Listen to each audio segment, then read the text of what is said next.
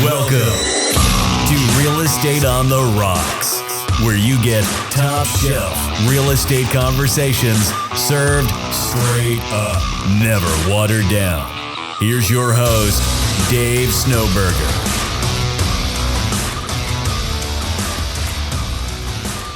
Good afternoon and welcome back to Real Estate on the Rocks. I'm joined in the studio today with Marshall Tucker, and look who we've got back, the jet setter himself. Who is it? We back. That's new guy. James, By we, the I new mean guy me. Mendez, took a month off from selling real estate in the hottest season. He told me he forgot everything he knew.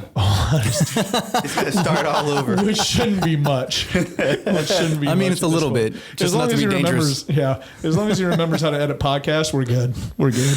I forgot that too. Yeah. That's overrated. All right. So before we hop into it, I wanted to acknowledge our boy, our man, my dog, Mike Harrell over at Guaranteed Rate. Cut it out. Over at Guaranteed Rate. He is the proud sponsor of this show. If it wasn't for him, it would make it not impossible to do the show. However, it wouldn't make it as easy to do the show. So Mike Harrell, we certainly appreciate it. If you need to get a hold of Mike Harrell, you can reach him at info@realestateontherocks.com. And don't forget to join our Facebook group, Top Shelf Agents Network, where you can network, send referrals, ask questions, post funny, silly things, throw stuff at each other around the table like children, like these guys are doing. But If you didn't notice, it didn't happen. yeah, right. All right, let's get into it today. What are we talking about today, Marshall? Communication with other agent. There you go. You might want to switch if you're gonna read that whiteboard. You might want to switch your chair around so you I don't don't know who put me turn over your here. head all the way keep looking around and backwards talk to the every wall. There you go. There you go. Boom. So yeah, it's a real men's Boom. club over here. All right. So what is it again? Communication with other agents. Okay. Why are we talking about this? I don't know. Why are we? Probably because it's Important, probably where other agents it's are one of the actually most lacking. important things out there is to realize that you need to have great communication. You know, we script all the time and talk about, talking with clients or customers. You never talk about the other agent. Right. And so let's get into it real quick. So lead us through it, boy. What was it, boy? What was Boy! Sometimes just stuff comes out of my mouth and I just sit here and scratch my head like, what the heck is that? First, get comfortable being uncomfortable. I know we say that just about everything we do. Right. So Okay. a lot of conversations, they're great, and a lot of conversations are uncomfortable. Well, that starts with scripts, right? I mean, I always lead with that is that, hey guys, in the morning or whatever, when we get on the phone calls, like, let's get comfortable, get uncomfortable, let's get weird.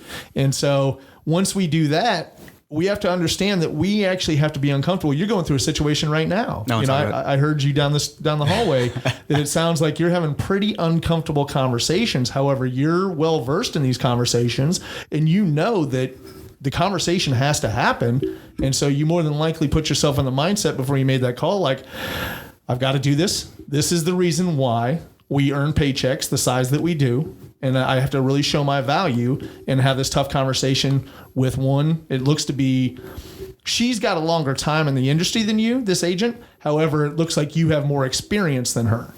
Was that a fair assessment? So far, it seems to be, yeah. Yeah, okay. And so you had to get a little bit uncomfortable. You had to get a little bit comfortable, being uncomfortable. And Correct. so certainly I like where your head's at on that. James, can you offer anything there? Yeah, I mean, you're going to work with, if you stay in the business long enough, you're going to work with these people again, with these other agents. Right. So having good rapport goes a long way. I've had a couple transactions with people that have worked out really well despite a lot of things popping up. And it was predicated on having a good relationship with that other agent. So we're able to, communicate like, hey, this is happening. Hey, that's happening. Hey, can you talk to your client about this? Hey, can you talk to your client about that? And it's just made for an easier process despite some of the hiccups that would normally kind of send things through the loop. Right. And you're also dealing with all the stuff from your client and them reacting or overreacting to a situation. So it's really important to kind of keep a cool head, work your angles and keep that solid relationship with that other agent. Absolutely.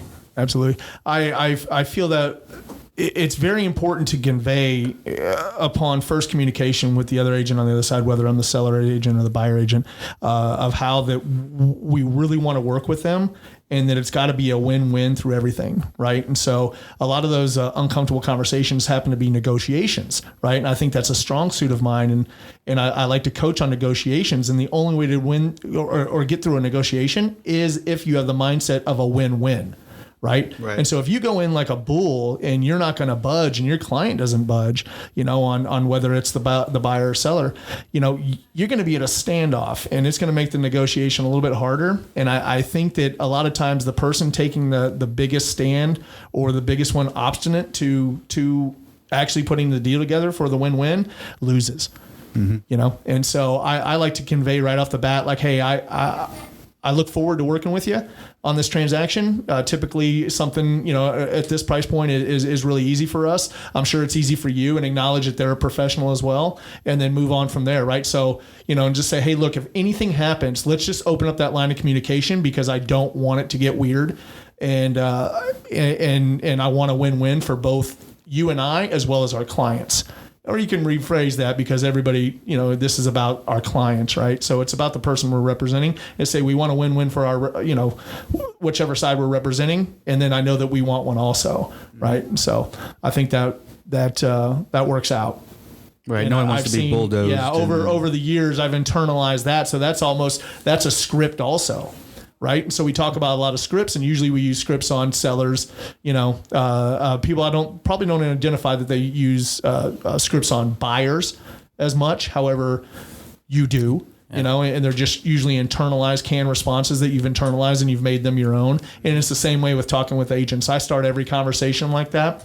And if they don't take my call, which I can't stand, if the communication already fails and goes straight to texts, I just try to convey as much as I can through text. And I know, that agent's right. There's times you want to get them on the phone. You want some tonality in there. And I've stated a lot to explain sometimes. You want to sit there and peck away at the keyboard. Yeah. And I've stated it before, like, hey, look, I will not text you again. And then I've had other agents where we will never talk on the phone again, and we will only text. I remember message. her. Remember, yeah. And so we will only text in the communication from here on out, because she was so rude on the phone. I couldn't believe that this person had operated for so many years in real estate and was so rude to agents and assistants and everybody she came in contact with. And so I just couldn't believe it. However, it is what it is. And at the end, when we got done with the transaction, I actually sent her and her assistant a $25 Starbucks card, to just show them, hey, look, it was no hard feelings. I just didn't want to talk to you on the phone. And she did tell me I was mean. She was like, you kind of put me in my place. And I was like, well, that wasn't the intent. It was just kind of, you're mean. I don't want to talk to you anymore, because every time I talk to you, you stress me out. And so I'm definitely,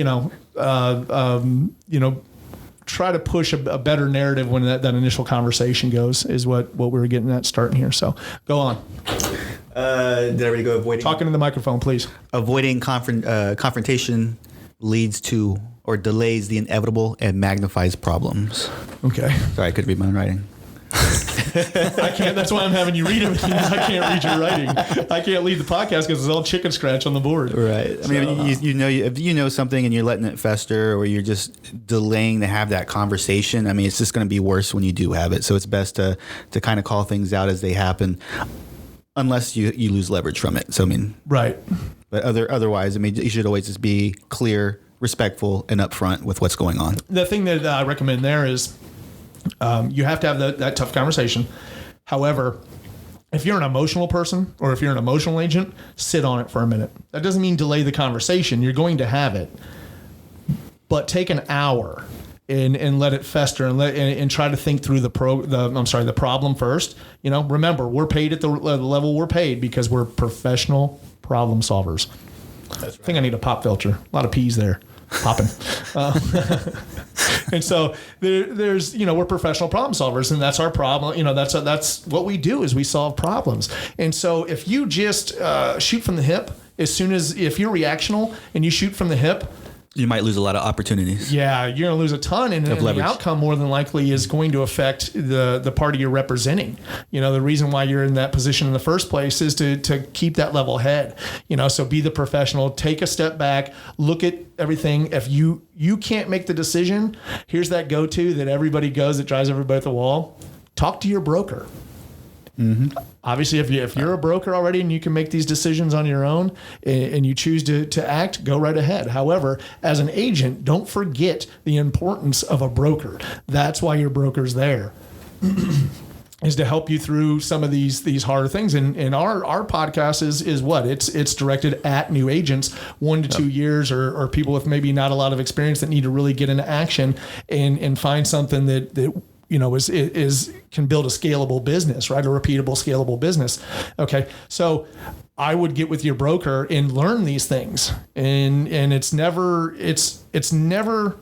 I posted it the other day on Top Shelf Agents, weakness isn't asking for help, right? Yeah. And so asking your broker doesn't make you look weak. I went through that when I was new. I was so just kind of that high D ego-driven personality that I didn't want to go ask for help because it looked weak, I thought, and in the long run, it took me a lot longer to figure things out. And when I finally did, I finally realized that it didn't make me weak, that I needed to know these things, and the broker really appreciated the actual questions. You're leveraging experience. Yeah. So. And so, now it's completely different. So when you or James or anybody else on the team acts in a hasty manner, like I always kind of put it in check. We'll go down to the office. We'll talk about it a little bit and we'll put it back in perspective. And it's just like, hey, calm down. Let's think about this. Let's read the contract. Let's get through it. Let's solve whatever problems we've got. Because we've had problems with non-realty item addendums, where fences haven't been left. I know a doghouse hasn't been left. Clarifying the contract. Yeah. Which fridge they wanted. Mm-hmm. Did they want the $3,000 fridge because they got the beer fridge? That's what they got, because it clearly stated on the amendment that just leave the fridge. It didn't clarify which refrigerator. I will say I am impressed with the broker outreach of this current company we're with. Yeah. I've had a couple of issues and I've reached a broker within 5 minutes both times. The last company we came from, I never even met the broker.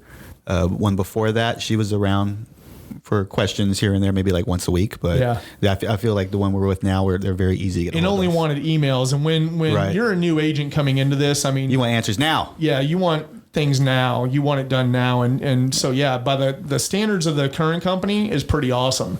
And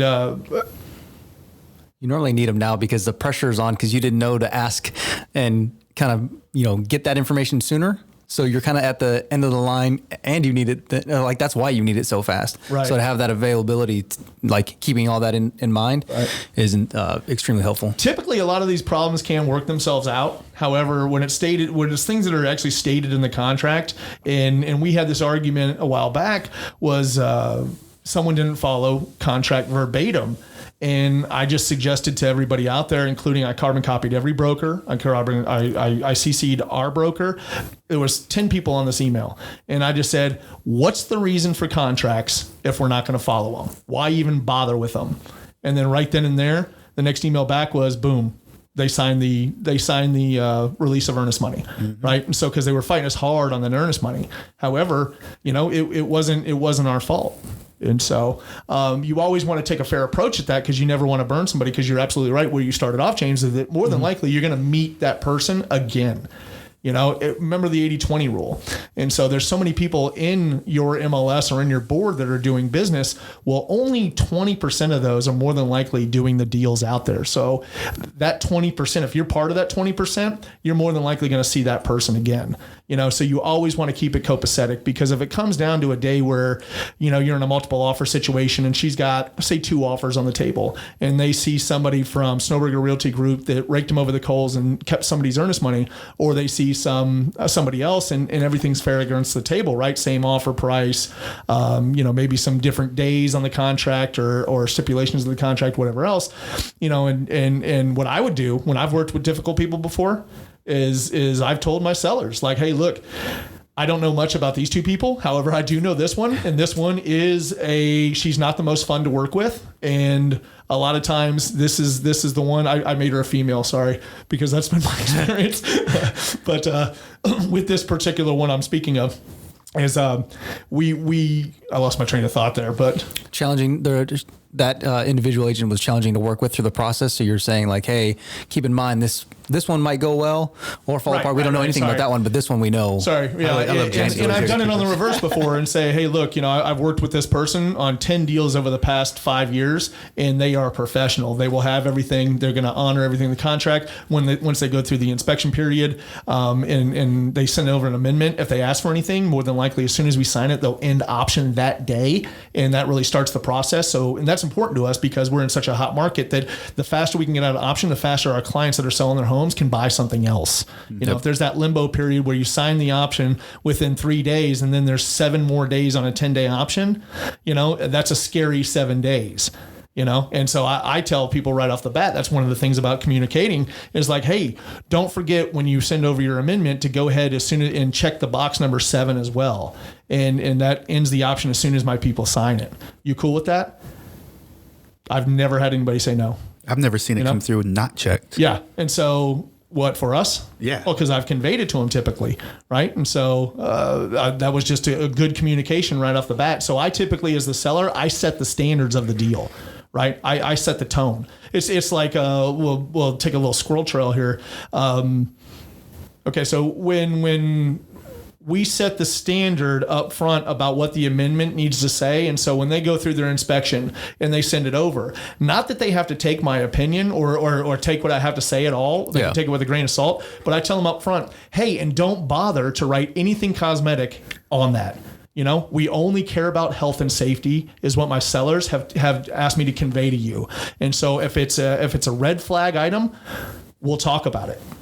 However, anything cosmetic, paint related, whatever else, I would go ahead and leave it off because it's just going to hold things up. And then I don't say agreed. I don't ask the question. I don't do anything. I just play some Jedi mind shit and just say, hey, look, this is the way it's going to be. And 9 times out of 10, we don't get any frivolous bull crap. You had one the other day. I remember you came over and it was like two pages of just kind of like, was that you or is that me? I think it was me actually. It was 2 pages of red. It was 2 pages of red, but the red meant nothing. Right. It was just the inspector trying to earn his money. And so like the more red the report had, it was like that he was scared the hell out of me when I opened it. I was like, ah!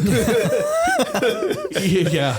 Here comes a tough conversation. I wish we had videos for his reactions and stuff. Yeah. Sometimes I wish we had noticed that he was going to scream into the microphone. Oh, sorry, my headphones are turned down. Yeah, that's what I really wanted. So let's carry on, fellas. Follow up. Don't assume the other agent is doing their job. They may be inexperienced. And that goes for brokers. That goes for anyone. Mm-hmm. Do not assume. You know what they say about assuming, right? It makes a ass out of you and me. Oh, good. There you go. So I did that a lot when I first got into the business. I would be intimidated. I would be. I knew that I had a 6'7" number in my real estate number, and so I could say that if I was 6'7", I was just licensed, right? Then I'd see somebody with like a 5'8", like 5'8", 0001. Sorry out there if that's really your Trek number, but or somebody with a 4, right? I automatically in my head equated the time they've been in the business by to experience.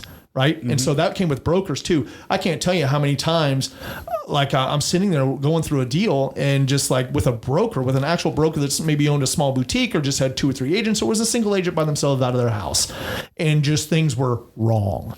Right. And so they would quote things off the contract and I'm like, that contract's been updated about 5 or 10 times since you got your license. Right. And I'm fresh out of school. And so I know these contracts, because I told you when I was first getting going being in real estate, I kept the buyer's contract by my bed and I read it back and forth, And so when I did that, they would say certain things or ask me to change things. And I'd be like, no, that's not right. And so I would run to not my broker, but somebody else that's experienced in the office and ask them. And they're like, no, that person's absolutely wrong. Are they a new agent? And I'm like, no, they're actually a broker. And you get 2 different answers from 2 different brokers. Yeah, that was fun. All the time. You failed to mention that earlier. Yeah. But that's okay.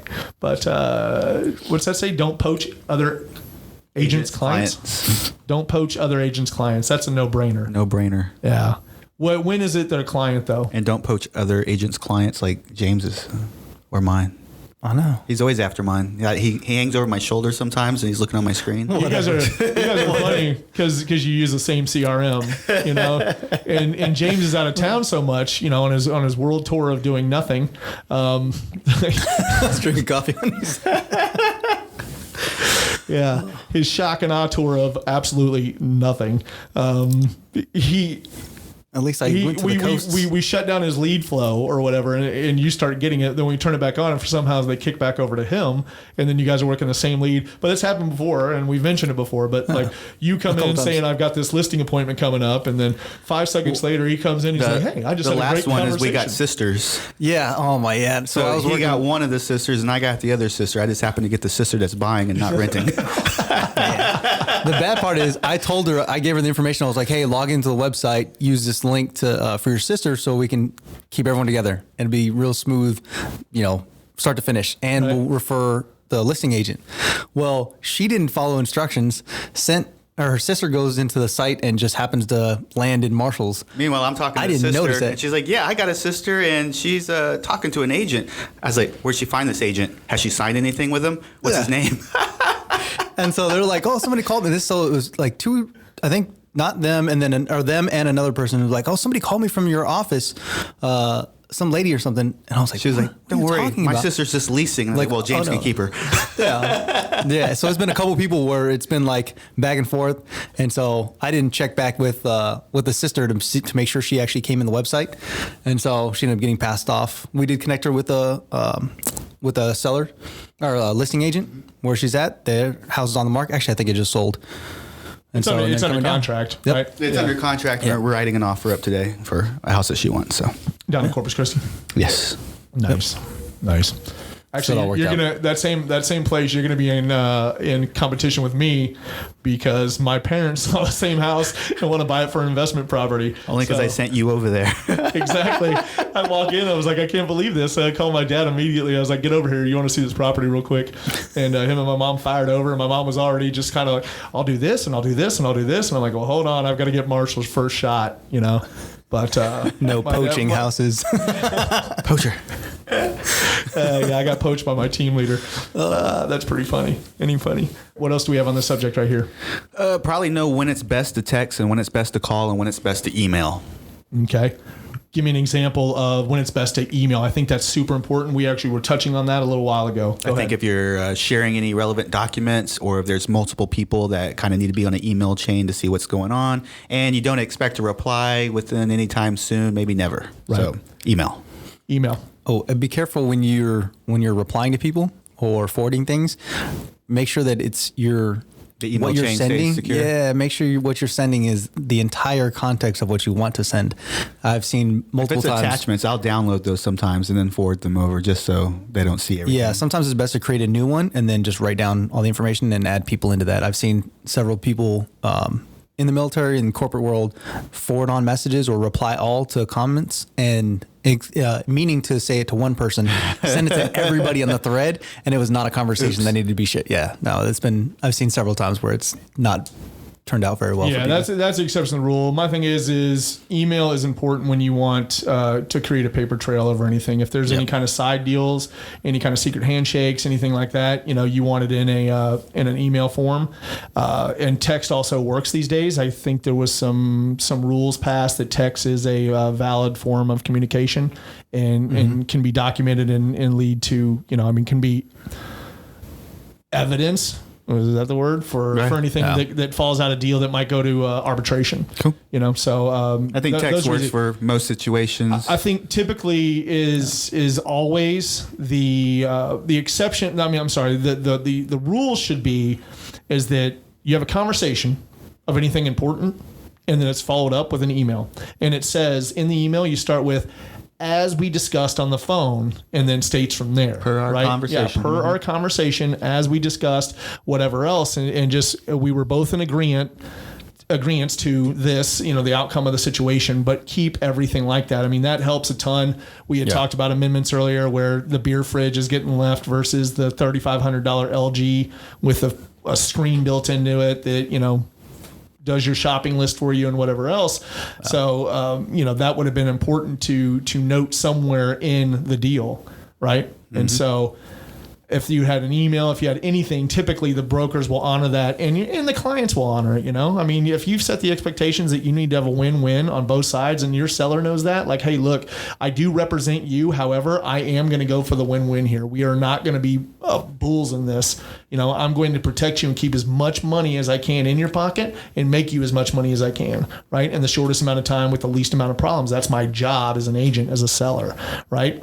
So the buyer's agent's job, as I typically convey this also, is like the buyer's agent's job is to try to keep as much money in the buyer's pocket, right? And so anything the repairs. So a lot of times when they go through inspections, they're going to send over a bloated inspection list. If it's a first-time home buyer, if it's something under $300,000, typically a lot of times it's a first-time home buyer around here, right? And so we set the expectations that seller, once the buyer receives that inspection report, they're going to freak out.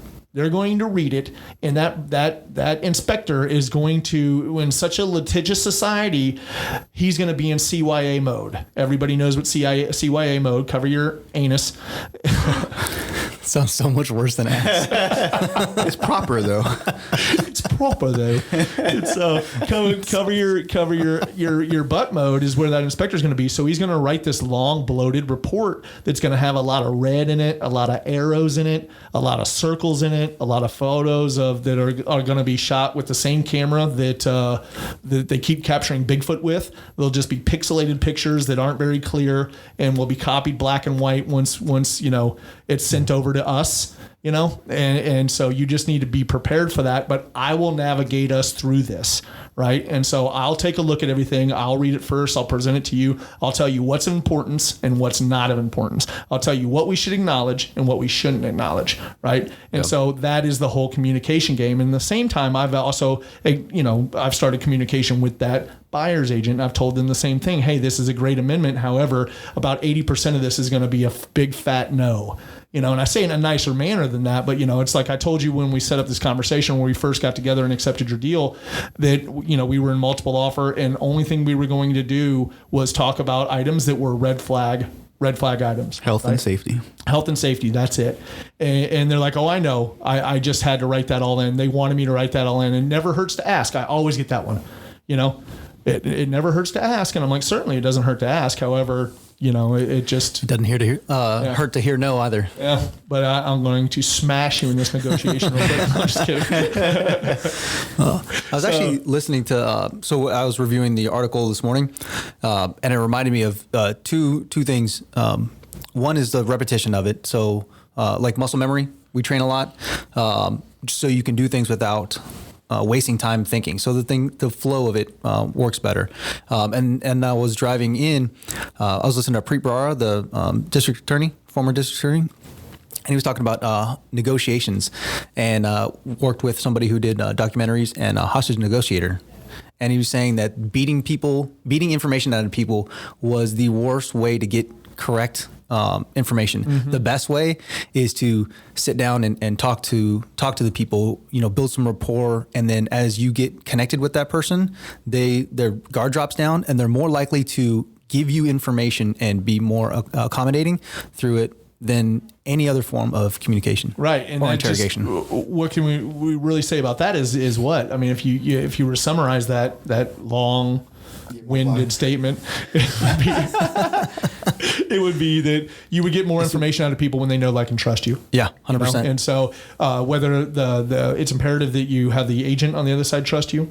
It's if you can from a distance build also trust with that buyer, even their representation. Through their buyer's agent, you build trust with the actual buyer being the seller's agent. That makes things a little bit more smooth also. Because there are times where we trip across them. We're on the same property at the same time through an open house, right? Or whatever else. And so how many people do we do open houses and then they come and bring us an offer? It happens all the time, right? Mm-hmm. Yeah. We met them without their clients. And one thing I always want to know is, like, what Jedi mind tricks are you using to get your buyers to go out and look at houses by themselves on the weekend, and then you just get to show up and write an offer. Like, I find that amazing. Please teach me, Some very eager buyers. Yeah. And so we get that all the time, but that was our minute to shine, in that we never know who's going to bring us an offer. And so many times, like, hey, our buyers met you at the open house. They absolutely loved you. We've gotten it before. We're like, well, they actually said that if I didn't have an agent already, we would go with that guy because we liked him, or the team, not just me. Because who am I kidding? I'm rarely at open houses. I'm talking about old school stuff. But anyway, so great topic today. Marshall, you got anything to you want to summarize everything? Summarize it? Yeah. Just get comfortable being uncomfortable. Don't avoid confrontations. Get in there and have your a good talk. CC everyone in an email. Be clear. Be respectful. Make sure you're following up with everybody. Don't assume everyone has more experience than you. And I pretty much summed it up. Yep. Don't poach other agents' clients. Don't poach clients or houses. It looks like it's peach. Don't peach other. What does it even say? It's poach. That's definitely enough. I don't even like agent. Looks like something else I can't even say on the air. We'd get kicked off. Anyway, all right. Once again, I want to thank everybody. We've been off for a little while. We've had some episodes running in the background. We pre-recorded some out there. We've got some great guests coming up soon, so be sure to stay tuned in to the podcast. Smash that 5-star button down there and give us a great review so we can keep this thing going. If we can ever help you with anything, you can reach out at us at info@realestateontherocks.com. And what else, fellas? That's it. Top shelf. Oh, you can text Top Shelf to 88000, or here's a little, if you've made it this far into the podcast and you're hanging around, go ahead and text us. If you EXP curious and want to know anything about EXP, do the same. Join EXP, all one word, join EXP to 88000. We'll get out to you. And we'll get back to you and have a little conversation with you. We're broker agnostic as far as it comes in here. However, every once in a while we need to drop in there that we are EXP agents, and we're loving the company so far. I'm in love with KV Core. It's got me re-energized and refocused on being an agent and bringing in leads. If you have leads, you control your future. You control your inflow of business. So if there's anything else we can help you with, please reach out to us. I'm out.